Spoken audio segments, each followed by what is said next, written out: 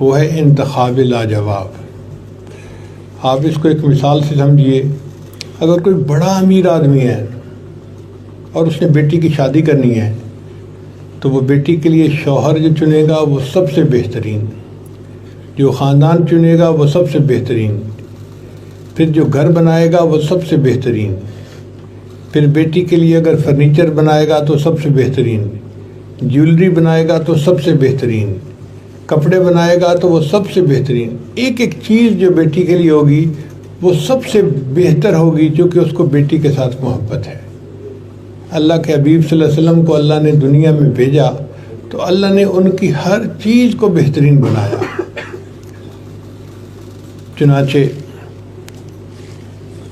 ایک آدمی دنیا میں پیدا ہوتا ہے، کسی کے لیے دادا نے دعا مانگی، کسی کے لیے دادی نے دعا مانگی، کسی کے لیے نانا نے، کسی کے لیے نانی نے، تو مختلف لوگوں کی دعائیں قبول ہوتی ہیں اور بچہ دنیا میں پیدا ہوتا ہے۔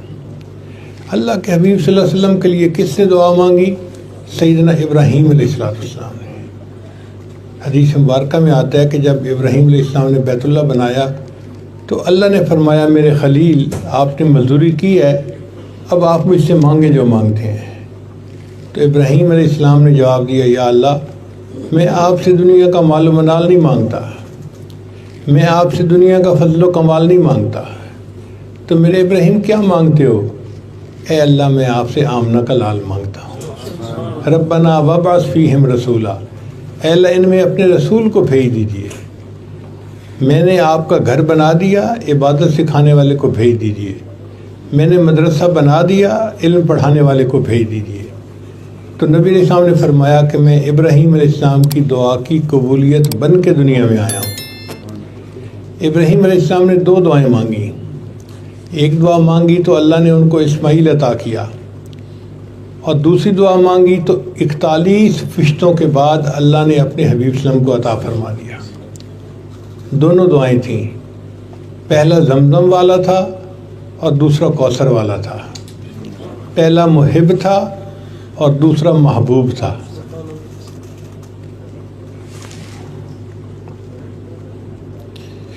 پہلا ذبیح اللہ تھا اور دوسرا حبیب اللہ تھا۔ دونوں دعائیں دیکھو اللہ نے کیسے قبول فرمائی۔ ابراہیم کا معنی ہوتا ہے بزرگی والا، تو نبی علیہ السلام کی دعا مانگنے والا جو بندہ تھا وہ سب سے بہترین، یہ ہے انتخاب لاجواب اللہ کا۔ پھر بچہ پیدا ہوتا ہے یا آنا ہوتا ہے تو اس کی خوشخبری دی جاتی ہے۔ کسی کی خوشخبری الٹرا ساؤنڈ سے ڈاکٹر دیتی ہے، کسی کی خوشخبری نرس دیتی ہے، کسی کی خوشخبری حکیم دیتا ہے یا کوئی اور عورت دیتی ہے۔ نبی علیہ السلام کے دنیا میں تشریف آوری کی جو خوشخبری تھی وہ اللہ کے ایک نبی حضرت عیسیٰ علیہ السلام نے عطا فرمائی۔ دیکھو خوشخبری دینے والا بھی بہترین۔ اللہ تعالیٰ نے کس کو چنا خوشخبری کے لیے؟ کہ عیسیٰ علیہ السلام نے فرمایا کہ میرے بعد ایک رسول آئے گا اسمہ احمد، جن کا نام احمد ہوگا۔ تو ایک نبی نے ڈھنڈورا پیٹا، خوشخبری سنائی کہ اللہ کے نبی اسلام دنیا میں آنے والے ہیں۔ پھر آپ صلی اللہ علیہ وسلم جب دنیا میں تشریف لائے تو آپ صلی اللہ علیہ وسلم کے جسم میں اطہر کو اللہ نے جنت کی مٹی سے بنایا۔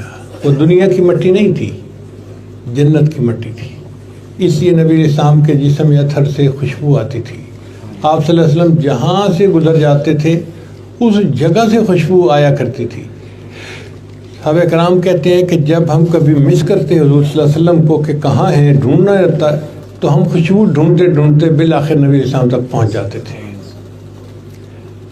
وہ جنت کی مٹی جو تھی وہ ہر جگہ خوشبو مچاتی تھی، اور اللہ کی شان دیکھیے کہ بالآخر جنت کی مٹی مدفون بھی جنت کے ٹکڑے میں ہی ہوئی۔ نبی السلام نے فرمایا ما بین بیتی و ممبری روضۃ من ریاض الجنہ، میرے گھر اور ممبر کے درمیان جو ٹکڑا ہے وہ جنت کے ٹکڑوں میں سے ایک ٹکڑا ہے۔ کہتے ہیں نا کہ پہنچی وہیں پہ خاک جہاں کا خمیر تھا، تو جنت کی مٹی تھی، اللہ نے بالآخر اس کو جنت کے اندر ہی ملا دیا۔ تو دیکھو جسم اطہر سب سے بہترین۔ پھر نبی علیہ السلام دنیا میں تشریف لائے تو آپ کے لیے اللہ نے عربی زبان کو پسند کیا۔ دنیا میں کئی زبانیں تھیں، عبرانی بھی تھی، سریانی بھی تھی، اجمی زبانیں بہت ساری تھیں، مگر اللہ نے عربی زبان کو پسند کیا، اور عرب لوگ اپنی زبان پہ اتنا ناز کرتے تھے کہ دوسروں کو عجم گنگا کہتے تھے کہ باقی تو گنگے ہیں، ان کو تو معافی ضمیر بیان کرنے کا سلیقہ ہی نہیں آتا۔ عربی میں جو فصاحت و بلاغت ہے اس کو تو پوری دنیا مانتی ہے۔ سمجھ میں صاف آ جائے فصاحت اس کو کہتے ہیں، اثر ہو سننے والے پر بلاغت اس کو کہتے ہیں۔ تو دیکھو جو اللہ نے اپنے محبوب کی زبان پسند فرمائی، وہ بھی زبانوں میں سب سے بہترین زبان۔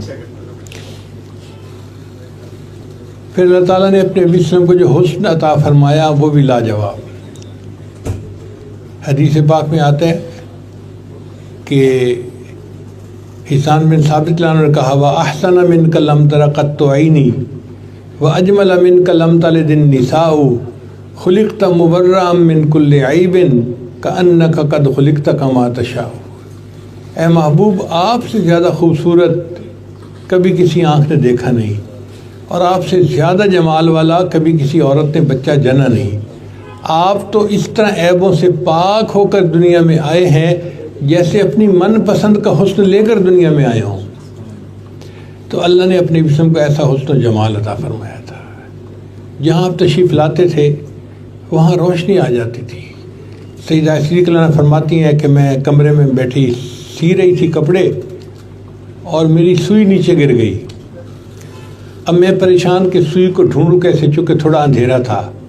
اتنے میں میرے آقا صلی اللہ علیہ وسلم کمرے میں تشریف لائے، اتنی روشنی ہو گئی کہ میں نے سوئی اٹھا لی تو نبی اسلام مسکرانے لگے۔ اللہ نے ان کو ایسا نور عطا فرمایا تھا جو ظلمتوں کو روشن کر دیا کرتا تھا۔ پھر دیکھیں جگہ کا انتخاب کیسے، کہ دنیا میں کسی جگہ بھی اللہ کے جسم پیدا ہو سکتے تھے۔ ان کو بیت المقدس میں پیدا کیا جا سکتا تھا، بلاد شام میں پیدا کیا جا سکتا تھا۔ اللہ نے ان کو مکہ مکرمہ میں پیدا کیا۔ مکہ مکرمہ وسط دنیا ہے، اول عالم، مرکز عالم، وسط عالم ہے۔ مرکز میں اس لیے پیدا کیا کہ مرکز سے لہریں اٹھتی ہیں تو پوری جو ہے تالاب میں پھیل جاتی ہیں۔ مرکز سے یہ دین کی لہریں اٹھیں گی اور پوری دنیا کو سیراب کریں گی۔ تو دیکھیں جگہ کا انتخاب بھی بہترین، اور نبی اسلام کی زبان کا انتخاب بھی بہترین۔ پھر آگے دیکھیے کہ قبیلے کا انتخاب۔ اسماعیل علیہ السلام کی اولاد میں 44 قبیلے تھے، بنو ثقیف، بنو نذیر، بنو خزرج، بکر بن وائل، یہ سب قبیلے تھے۔ اللہ نے قریش قبیلے میں پیدا کیا۔ قریش کرش سے بنا ہے، وہ جگہ جو حرکت نہ کرے، مضبوط ہو۔ تو یہ قبیلہ مستقل مزاج قبیلہ تھا، مستحکم قبیلہ تھا۔ اللہ نے نبی علیہ السلام کو اس قبیلے میں پیدا کیا۔ پھر قبیلے کی شاخ بنو ہاشم تھی۔ بنو ہاشم مہمان نوازی میں بڑے مشہور تھے، تو ایسی شاخ میں پیدا کیا کہ قبیلہ جو ہے اپنی مہمان نوازی کی وجہ سے دنیا میں مشہور تھا۔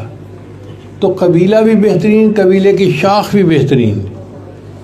پھر نبی علیہ السلام کے دادا عبد المطلب تھے، اللہ نے ان کو پسند کیا۔ اس کی کیا وجہ کہ عبد المطلب جو تھے وہ بیت اللہ کے والی تھے، یعنی متولی تھے بیت اللہ کے۔ تو نبی علیہ السلام کو یہ بھی اعزاز ملا کہ ان کے دادا بیت اللہ کے کنجی بردار تھے۔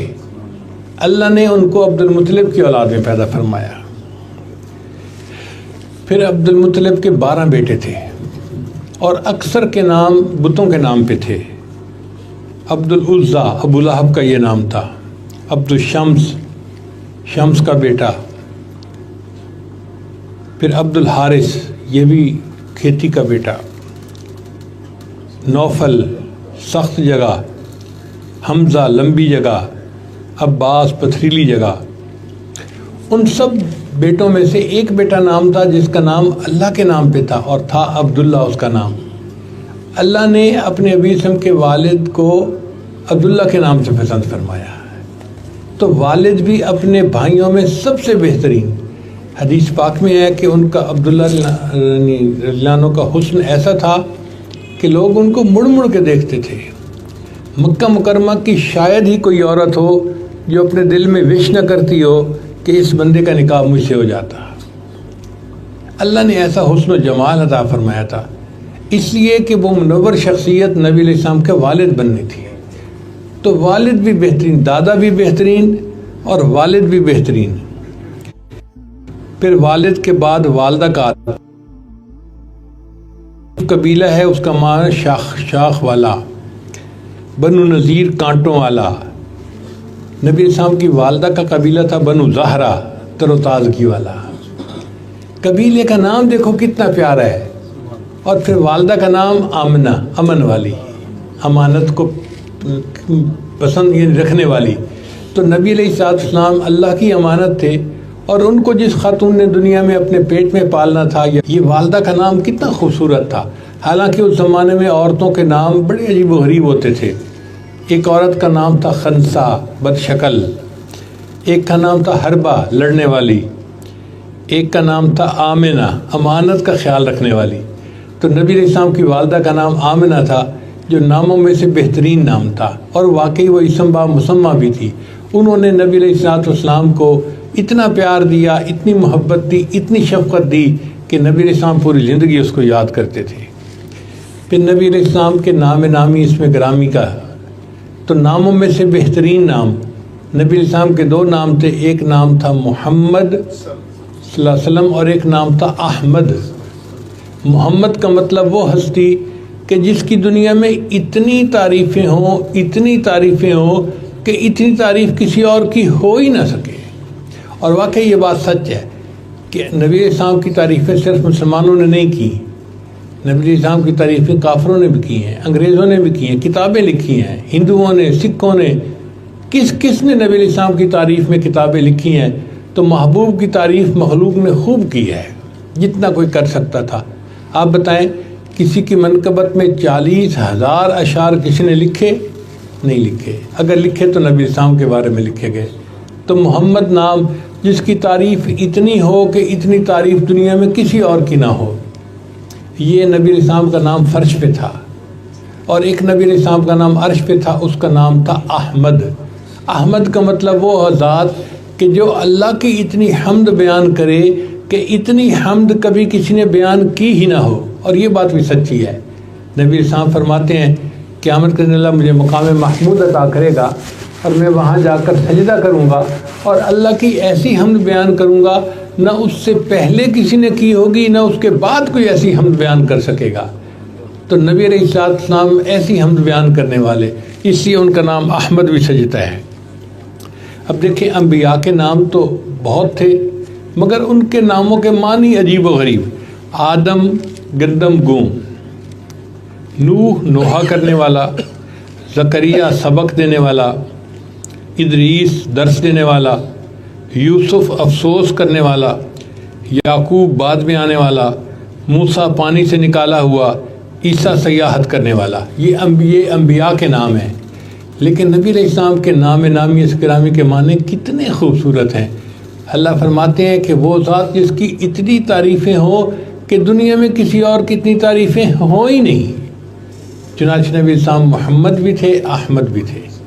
اور یہ بھی عجیب بات ہے کہ نہ محمد کے نام میں کوئی نقطہ ہے، نہ احمد میں نام میں کوئی نقطہ ہے، اور نہ اللہ کے نام میں کوئی نقطہ ہے. نقطہ اللہ نے اس لیے نہیں پسند کیا کہ بعد میں آنے والے ان پر کوئی دھبا نہ لگا بیٹھیں. میں نے ان کا نام بے نقطہ بنایا ہے تاکہ ان کی ذات کے اوپر بھی کوئی اعتراض نہ کرنے والا کر نہ سکے.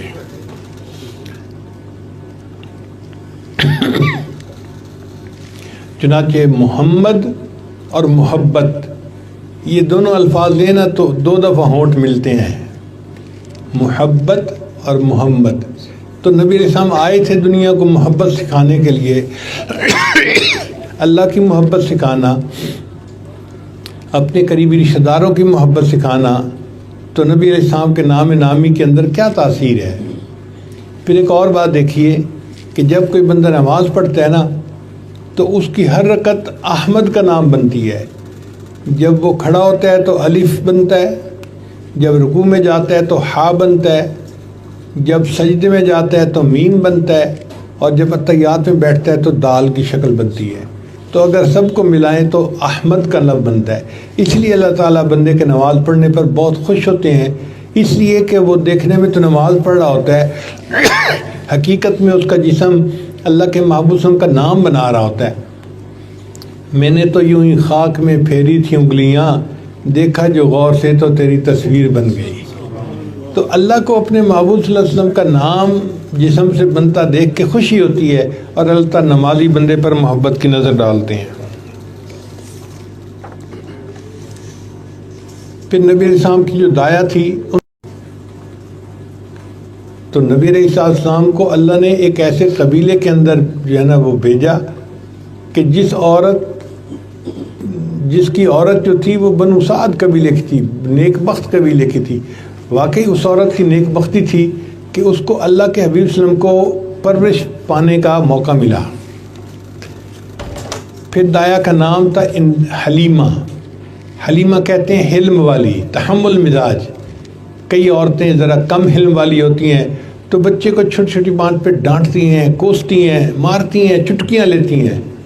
اللہ نے فرمایا نہیں، اس عورت نے میرے محبوب کو پالنا ہے، اس عورت کا حلم سب سے زیادہ ہونا چاہیے، حتیٰ کہ اس عورت کا نام بھی حلیمہ تھا، حلم والی۔ شاعر نے کہا حلیمہ میں تیرے مقدراں تو صدقے، تو مدنی دا جھولا جھلیندی وی ہوسیں، اے انگلی نہ پا کے تے ویڑے دے اندر، خدا دے سجن نو ٹریندی وی ہوسیں، نیرشاں دا چن ہے کھلونا وی جس دا، تو اس بے مثل نو کھڈیندی وی ہوسیں، نوا کے دھوا کے تے سرما وی پا کے، تو تھوڑی ہلا کے ہسیندی وی ہوسیں۔ ہمارے ہاں عورتیں یہ سمجھتی ہیں کہ جب بچہ نہا دھو کے آنکھوں میں سرما ڈال لیتا ہے نا تو اس کو نظر جلدی لگتی ہے۔ اب وہ نظر توڑنے کے طور پر بچے کو کہتی ہے کہ مسکراؤ، تو بچہ تو نہیں مسکراتا، تو وہ پھر اس کی ٹھوڑی پکڑ کے کہتی ہے اچھا مجھے مسکرا کے دکھاؤ، سمجھتی ہیں کہ نظر ٹوٹ جائے گی۔ تو وہ شاعر نے لکھا ہے نوا کے دعا کے سرما بھی پا کے، تو ٹھوڑی ہلا کے ہسیندی بھی ہوسیں، زمانے دی تتیاں ہواواں دے کولوں، نبوت تے پھلنوں لکیندی بھی ہوسیں، نی سونے دا مکھڑا نورانی نورانی، تو تکدی تا رہی ہیں چمیندی بھی ہوسیں۔ حلیمہ تو کتنی خوش نصیب ہے، تو وہ نورانی چہرہ تو دیکھتی تھی، تو کبھی کبھی محبت میں آ کے اس چہرے کو بوسے بھی تو دیتی ہوگی۔ نی سونے دا مکھڑا نورانی نورانی، تو تکدی تا رہی ہیں چمیندی بھی ہوسیں، کدی نال تیرے نزاکت سونا۔ کبھی کبھی ایسا ہوتا ہے کہ چھوٹا بچہ جو ہوتا ہے نا وہ اپنی امی سے روٹھ جاتا ہے، ناز کرتے ہیں نا اپنی والدہ کے ساتھ، تو ماں پھر بچے کو مناتی ہے بیٹا اپنی ماما سے نہیں روٹھا کرتے، بیٹا اپنی ماما سے خفا نہیں ہوتے تو کیوں مجھ سے خفا ہے؟ تو شاعر نے اس شعر کو کہا کدی نال تیرے نزاکت سونا، اور رسدہ بھی ہوسی منیندی بھی ہوسے۔ حلیمہ جب وہ چھوٹا بچہ تجھ سے روٹھا ہوگا تو کیسے مناتی ہوگی، اور وہ بھی کیا منظر ہوگا۔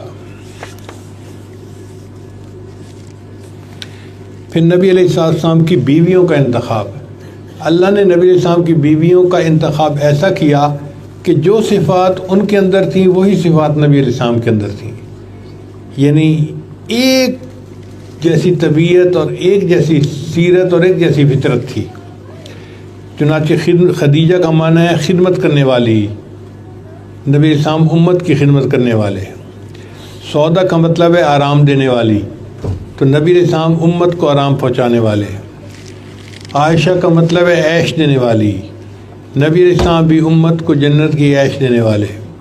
حفصہ کا مطلب ہے قائمۃ اللیل، رات کو اٹھ کر عبادت کرنے والی، اور نبی علیہ السلام بھی اٹھ کر رات کو عبادت کرنے والے تھے۔ پھر میمونہ بختوں والی، چنانچہ نبی علیہ السلام بھی بخت والے تھے۔ پھر صفیہ کا مطلب ہے چنی ہوئی، تو اللہ کے حبیب صلی بھی چنے ہوئے تھے۔ زینب کا مطلب ہے استغفار کرنے والی، اللہ کے حبیب صلی بھی رات کو استغفار کرنے والے تھے۔ پھر سلمہ کا مطلب ہے سلامتی والی، اللہ کے حبیب صلی بھی سلامتی والے تھے۔ پھر حبیبہ محبت دینے والی، اللہ کے حبیب بھی محبت دینے والے اور پیار دینے والے تھے۔ دیکھو جو عورتوں کے اسماء تھے اور ان اسماء کے جو معنی ہیں ہو بہو وہی اسماء صفتیں نبی علیہ السلام کے اندر موجود ہیں۔ اس کی وجہ یہ تھی کہ انہوں نے زندگی کا ساتھی بننا تھا۔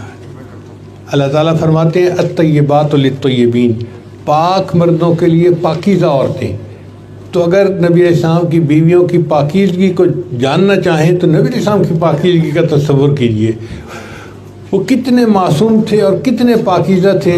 اللہ نے ان کے لیے ایسی ہی بیویاں منتخب فرمائیں، اور اللہ نے قرآن مجید میں فرمایا یا نساء النبی لستن کاحد من النساء، اے نبی علیہ السلام کی بیویوں تمہاری جیسی کوئی عورت دنیا میں اور موجود ہی نہیں ہے۔ اللہ قرآن میں گواہیاں دے رہا ہے کہ جیسے میرے محبوب کی بیویاں ہیں اس جیسی عورت تو کوئی دنیا میں اور ہو ہی نہیں سکتی۔ اس کا مطلب یہ کہ نبی علیہ السلام کی بیویوں میں سب سے زیادہ بہترین۔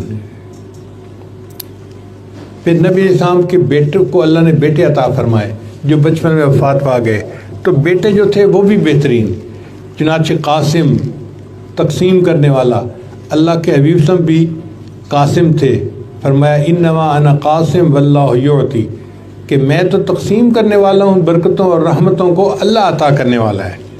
پھر طیب طاہر پاک، نبی السلام بھی پاک تھے۔ پھر ابراہیم ایک بیٹے کا نام تھا، اس کا نام تھا بزرگی والا، اور نبی السلام بھی بزرگی والے تھے۔ تو دیکھو اللہ نے کیسے پیارے ناموں والے بیٹے نبی السلام کو عطا فرمائے۔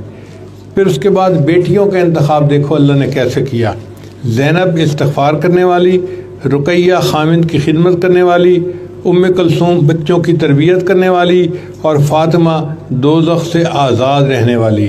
چنانچہ نبی علیہ السلام کے اندر بھی یہ ساری صفات موجود تھیں، اور اللہ نے اپنے محبوب کو کیا بیٹیاں عطا فرمائیں کہ آپ کی چھوٹی بیٹی جو تھی وہ خاتون جنت بنی، دنیا میں تمام خواتین کی سردار بنی۔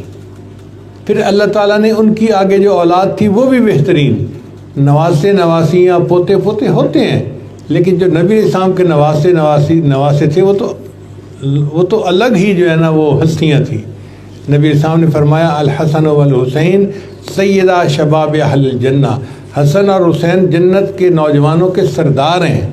اللہ نے ایسے نواسے عطا فرمائے، فرمایا کہ الحسین منی وانا من الحسین، میں حسین میں سے ہوں، حسین مجھ سے ہے، جو حسین سے محبت کرے گا وہ مجھ سے محبت کرے گا، اور جو مجھ سے محبت کرے گا وہ جنت جائے گا۔ پھر اللہ تعالیٰ نے اپنے محبوب کے لیے کتاب کا انتخاب کیا، قرآن مجید۔ پہلے بھی کتابیں آئیں، تورات، انجیل، زبور، مگر وہ کتابیں اتنی کامل نہیں تھیں، وہ کتابیں تھیں، وہ اللہ کا کلام نہیں تھیں۔ دیکھیں ایک ہوتا ہے میسج جو ریٹن آ جاتا ہے، اس کی اور شان ہوتی ہے، ایک ہوتا ہے وائس میسج، یہ ڈیفرنٹ چیز ہوتی ہے، اس کو اس بندے کے ساتھ زیادہ جو ہے نا وہ تعلق ہوتا ہے۔ تو گویا قرآن مجید جو تھا وہ اللہ تعالیٰ کا وائس میسج تھا اس امت کے لیے، اس لیے قرآن مجید سب سے بہترین کتاب۔ تو جو کتاب اللہ نے چنی وہ بھی بہترین، جو اللہ نے اولاد چنی وہ بھی بہترین، جو بیویاں چنی وہ بھی بہترین، جو نام چنا وہ بھی بہترین، ہر چیز بہترین، اس کو کہتے ہیں انتخاب لاجواب۔ چنانچہ اللہ نے اپنے حبیب صلی اللہ علیہ وسلم کے لیے دین اسلام کو پسند کیا۔ اللہ فرماتے ہیں الیوم اکملت لکم دینکم، آج کے دن میں نے تمہارے لیے دین کو مکمل کر دیا، واتممت علیکم نعمتی، اور میں نے اپنی نعمت کو تمہارے اوپر مکمل کر دیا۔ تو کسی اور دین کو اللہ نے نعمت نہیں کہا، دین اسلام کو کہا، چونکہ یہ سب سے بہترین دین تھا۔ تو محبوب صلی اللہ علیہ وسلم کو جو دین ملا وہ ادیان میں سب سے بہترین دین ہے۔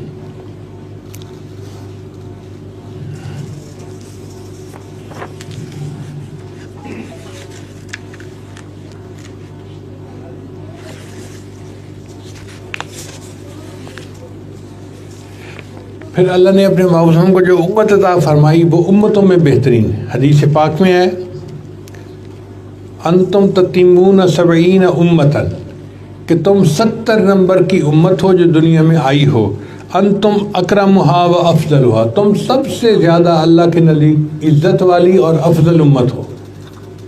اور قرآن مجید نے گواہی دی کنتم خیر امت اخرجت للناس، تم سب سے بہترین امت ہو، تمہیں اللہ نے انسانوں کی بھلائی کے لیے بنایا ہے۔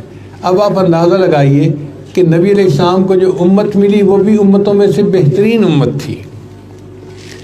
پھر نبی علیہ السلام کے شاگردوں کو اللہ نے جو پسند کیا تو آپ کے شاگرد تاریخ انسانیت میں سب سے زیادہ بہترین شاگرد، کسی نبی کو ایسے شاگرد نہیں ملے۔ حضرت موسیٰ علیہ السلام کو شاگرد ملے، چنانچہ موسیٰ علیہ السلام نے ایک جگہ پر حملہ کرنا تھا تو انہوں نے اپنی قوم کو کہا کہ اے میری قوم چلو ہم نے حملہ کرنا ہے، ہمیں اللہ کا حکم ہے۔ انہوں نے کہا اذهب انت وربك فقاتلا انا هاهنا قاعدون، آپ جائیے اور آپ کا رب جائیے، جا کے قتال کریں، ہم تو یہیں بیٹھے ہیں۔ ایسے شاگرد تھے، اپنے نبی کو موقع کے اوپر جواب دے دیا، اور اللہ نے اپنے جسم کو ایسے شاگرد عطا فرمائے کہ جنہوں نے اپنی جانوں کے نذرانے پیش کر کے وفا کی تاریخیں قائم کر لی۔ ویکھیا جے یوسف نو انگلیاں کٹیاں، آقا دے دیوانیاں نے جانا وار سٹیاں، عشق دی اخیر ویکھی او دے عاشقین دی، جگ دے حسینہ کولوں ود کے حسین دی۔ بات میں سناواں ایک ایسے محجبین دی، جگ دے حسینہ کولوں ود کے حسین دی۔ تو اللہ تعالیٰ نے اپنے محبوب صلی اللہ علیہ وسلم کو ایسے شاگرد عطا فرمائے۔ چنانچہ آپ کے شاگردوں میں ایک شاگرد تھے حضرت ابوبکر صدیق رضی اللہ تعالیٰ عنہ۔ شاعر نے ان کے بارے میں کیا لکھا ہے ذرا غور سے سنیے۔ فرماتے ہیں تمہیں لا کر دکھانا تھا بشر ایسے بھی ہوتے ہیں، تمہیں لا کر دکھانا تھا بشر ایسے بھی ہوتے ہیں، خدا نے یہ بتانا تھا بشر ایسے بھی ہوتے ہیں، ستاروں سے زیادہ خوبصورت نیکیاں دے کر یہی باور کرانا تھا بشر ایسے بھی ہوتے ہیں، پہاڑوں سے زیادہ سونے چاندی کو جو ٹھکرا دے دلوں میں یہ بٹھانا تھا بشر ایسے بھی ہوتے ہیں، خلیفہ ہو کے بھی فاقہ کشی کی لذتیں مانگے۔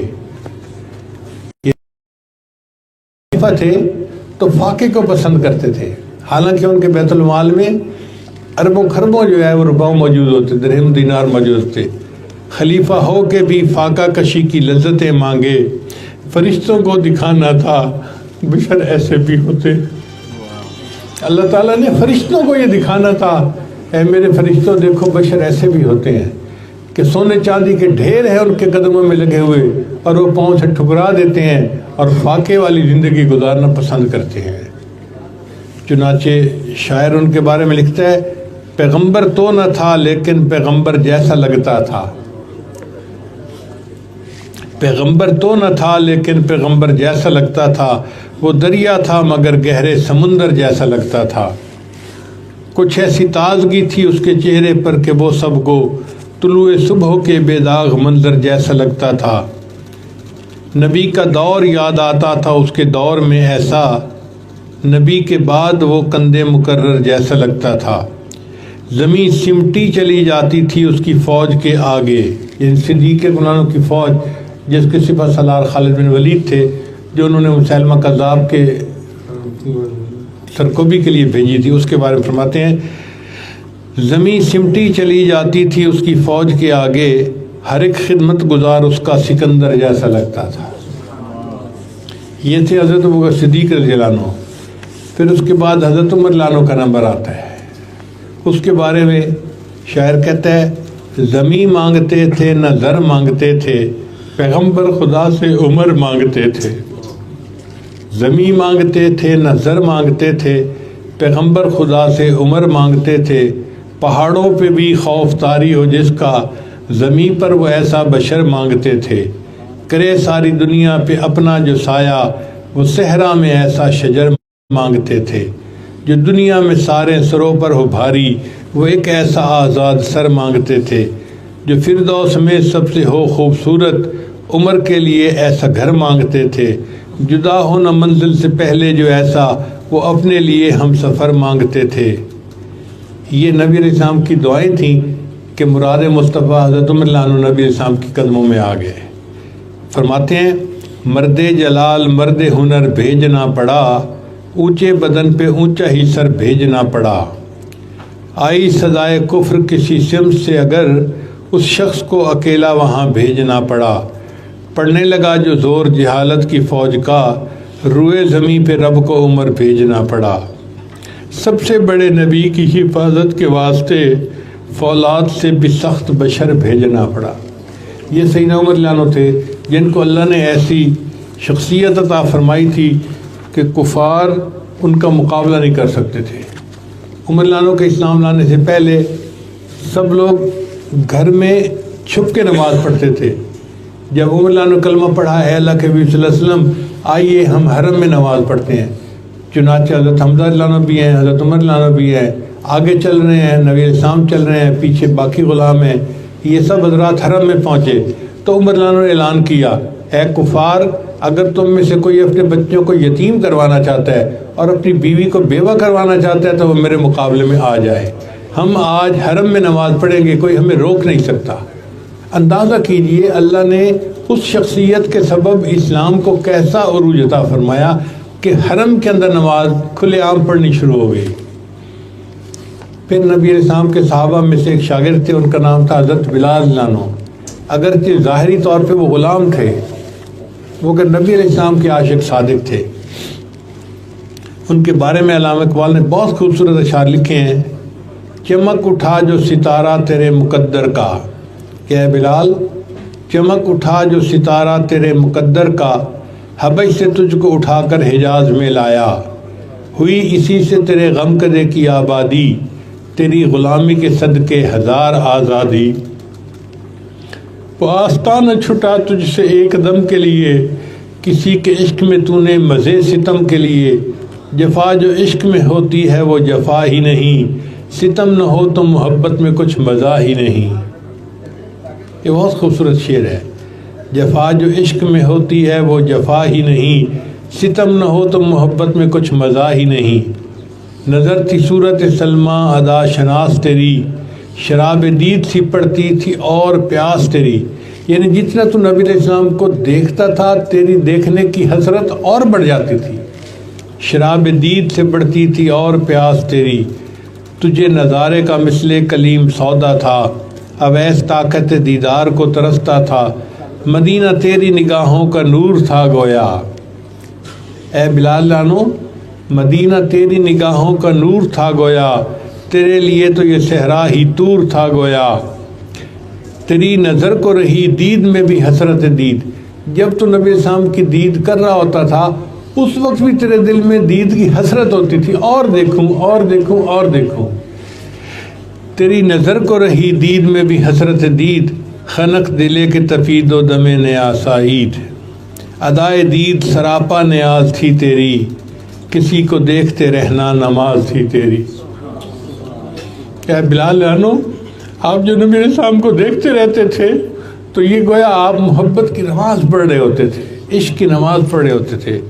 ادائے دید سراپا نیاز تھی تیری، کسی کو دیکھتے رہنا نماز تھی تیری، اذاں ازل سے تیرے عشق کا ترانہ بنی، نماز اس کے نظارے کا ایک بہانہ بنی۔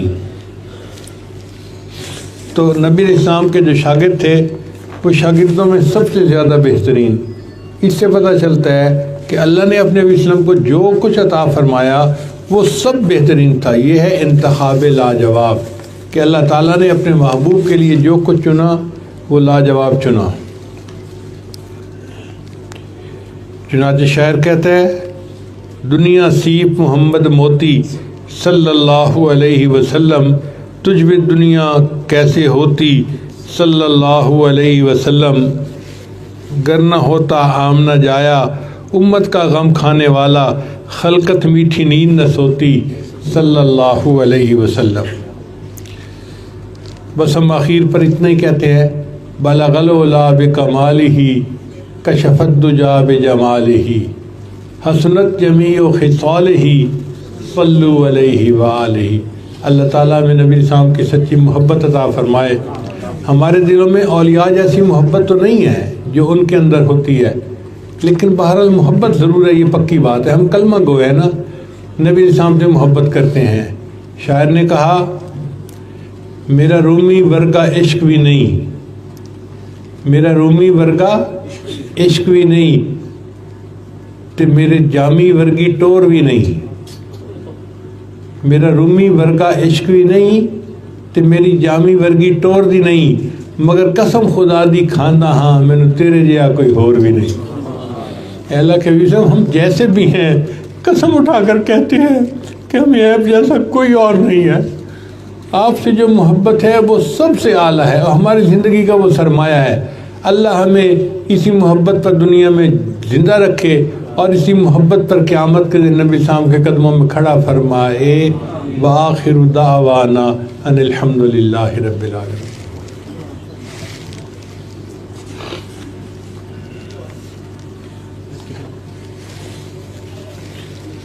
دعا سے پہلے یا جو توبہ کے کلمات پڑھا دے گا سچے دل کے ساتھ پیچھے پیچھے پڑھتے جائیے۔ پڑھیے بسم اللہ الرحمن الرحیم، لا الہ الا اللہ محمد الرسول اللہ، آمنت باللہ وملائکتہ وکتبہ ورسلہ والیوم الآخر والقدر خیرہ وشرہ من اللہ تعالی والبعث بعد الموت، آمنت باللہ کما ہوا باسمائہ وصفاتہ وقبلت جمیع احکامہ اقرار باللسان وتصدیق بالقلب، اشہد ان لا الہ الا اللہ واشہد ان محمدا عبدہ ورسولہ، استغفر اللہ ربی من کل ذنب واتوب الیہ برحمتک یا ارحم الراحمین۔ ان کلمات کو پڑھنے سے ہم تو بتائے ہو چکے ہیں، تھوڑی دیر کے لیے ہم مراقبہ کریں گے۔ سب ذرات آنکھوں کو بند کر لیں، سر کو جھکا لیں، دنیا اور جو کوئی دنیا میں ہے اس سے ہٹ کٹ کے اللہ کی یاد میں ڈوب جائیں۔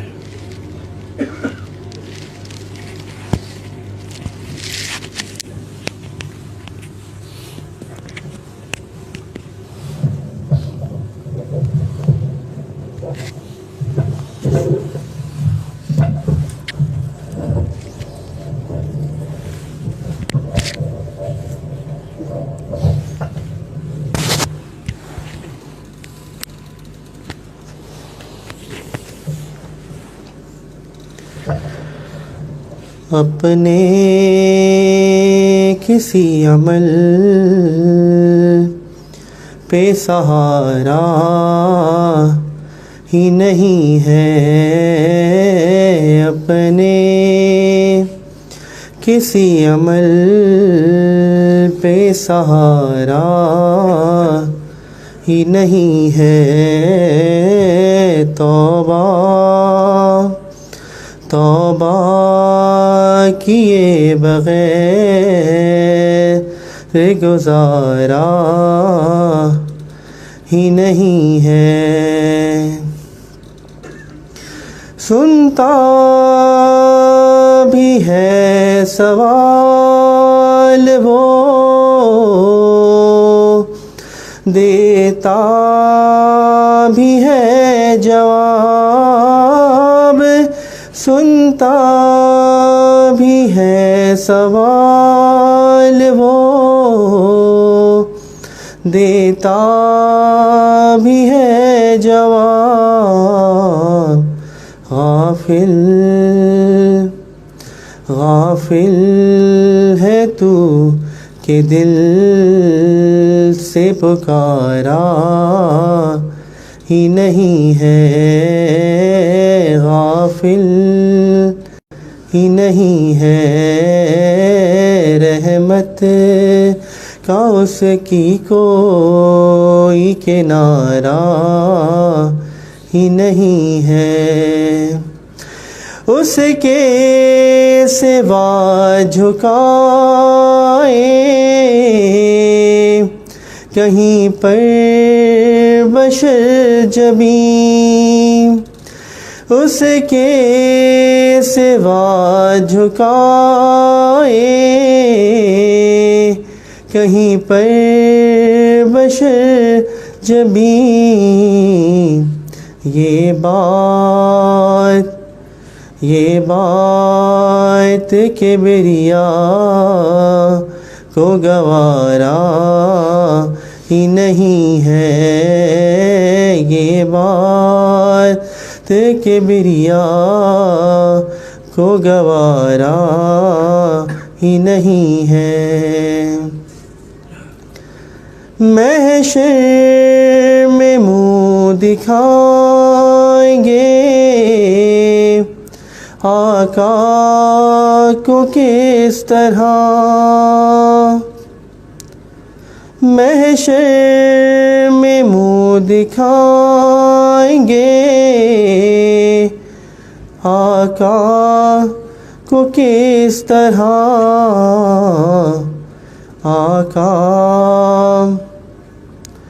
آقا نگر کہا یہ ہمارا ہی نہیں ہے آقا نگر کہا یہ ہمارا ہی نہیں ہے محشر میں منہ دکھائیں گے آقا کو کس طرح آقا نگر کہا یہ ہمارا ہی نہیں ہے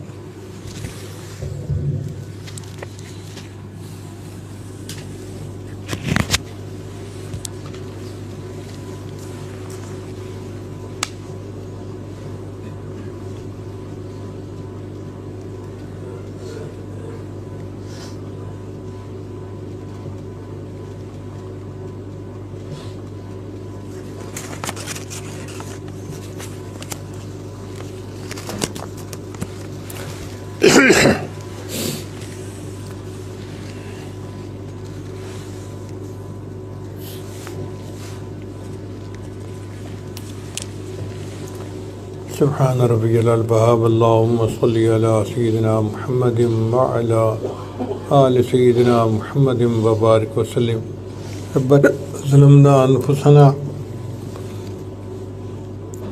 وَإِن لَّمْ تَغْفِرْ لَنَا وَتَرْحَمْنَا لَنَكُونَنَّ مِنَ الْخَاسِرِينَ۔ اے مالک ہم آپ کے عاجز مسکین بندے ہیں، ہمارے گناہوں کو معاف فرما، خطاؤں سے درگزر فرما، عیبوں کی پردہ پوشی فرما۔ اللہ ہماری نگاہوں کو پاک فرما، دلوں کو صاف فرما، سینوں کو اپنی محبت سے لبریز فرما، اپنے عشق کی آتش ہمارے سینوں میں پیدا فرما، ہمارے انگ انگ سے اپنے ذکر کو جاری فرما، روئے روئے سے اپنے ذکر کو جاری فرما، ہڈی ہڈی بوٹی بوٹی میں اپنی محبت پیدا فرما۔ اے اللہ جسمانی بیماریوں کو دور فرما، روحانی بیماریوں کو دور فرما۔ ہمارے ایک دوست کی بچی بیمار ہے جس کے لیے چٹ آئی ہے، اے اللہ اس بچی کو شفائے کاملہ عاجلہ مستمرہ نصیب فرما۔ اللہ اس کو صحت والی نعمت عطا فرما، اس کے والدین کی پریشانی کو دور فرما۔ اے اللہ ہماری ان دعاؤں کو اپنی رحمت سے قبول فرما۔ صاحب خانہ نے جس محبت کے ساتھ اپنے گھر بلایا، اس کے بدلے ان کو اپنی سچی محبت نصیب فرما۔ اے اللہ اس گھر کو برکتوں کے ساتھ آباد فرما، اولادوں کی خوشیوں کے ساتھ آباد فرما۔ اے اللہ دین کے ساتھ آباد فرما۔ اے اللہ خاور صاحب جس محبت سے پیش آتے ہیں، اس کے بدلے انہیں اپنی سچی محبت عطا فرما۔ ہماری ان دعاؤں کو اپنی رحمت سے قبول فرما۔ اللہ ان کے رزق میں برکت عطا فرما، ان کی عزت میں برکت عطا فرما۔ ہماری ان دعاؤں کو اپنی رحمت سے قبول فرما۔ اس سے پہلے کہ ہمارے ظاہر کی آنکھیں بند ہو جائیں، من کی آنکھیں کھلنے کی توفیق عطا فرما۔ اس سے پہلے کہ لوگ ہمیں کلمہ پڑھائیں، ہمیں اپنے اختیار سے کلمہ پڑھنے کی توفیق عطا فرما۔